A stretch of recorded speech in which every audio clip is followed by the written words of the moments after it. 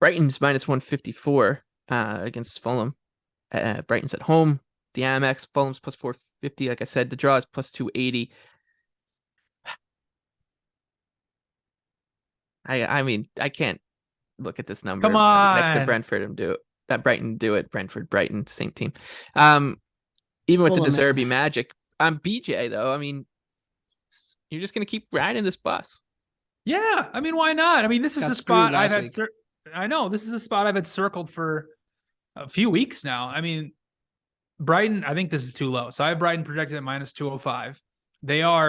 They're an absolute offensive juggernaut under De Zerbi. They're averaging 1.85 expected goals under him. They've created 10.2 expected goals over the last 5 matches, and they've been incredible at the Amex this season, 1.7 expected goals per match at home.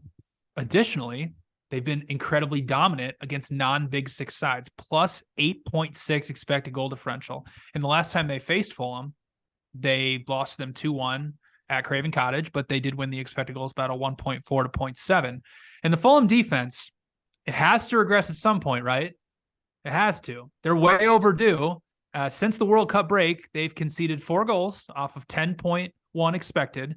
We've mentioned it many times, they allow the most big scoring chances, and they also allowing the most shots inside the 6-yard box. And the one thing, if you're going to defend Fulham, we say it every week, you have to be able to defend crosses. Well, Brighton does that better than anybody in the Premier League. They're allowing the fewest crosses of anybody into their own penalty area. And it also looks like that Willian is doubtful to play in this match, which over the last few weeks has become a very, very important player for Fulham in wide areas. So I think this is a tremendous spot for Brighton here at home. They're obviously due for a little bit of positive regression, created 4.4 expected goals in their last 2 matches, but have only scored twice.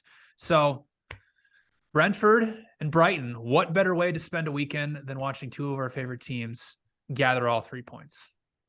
My question with Brighton was, could they do it against teams who are going to sit deep and make, life difficult for them? And, they only end up getting 2 goals from the match is against Bournemouth and Palace. But, looking at the underlying numbers, it was impressive. Easily getting the ball in the penalty area, easily getting shots, easily creating big scoring chances. They didn't finish anything, which, happens, whatever. But the process was really good. And I was very impressed by it. So I pass here because I actually, after upgrading Fulham last week, which I had to do, I think Fulham, like we're missing something here with this team. They just pretty much beat the brakes off Forest. I make this number minus 162 still. I upgraded both teams last week. I think I was 164 last week when we talked about it. So yeah, I'm passing here. This is one of the easier passes on the board for me. Oh, it is. It's just a little too high. Like, yeah, minus 120, disrespect. 130, I'm in, but I'm laying over minus 150 now. It's like, oh boy. All right, well then join me on the Brighton team total then.